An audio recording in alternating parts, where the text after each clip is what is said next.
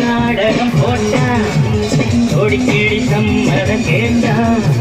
கேடிப்பய நாடகம் போட்டான் ஓடி கேடி சம்மதம் கேட்டான் அம்மாடு வந்தாடு நம்மே அந்த ஆடு விட்டானே கம்மே ஆம்பளுக்கு காது குத்த பார்த்தா ஆம்பளுக்கு காது குத்த பார்த்தா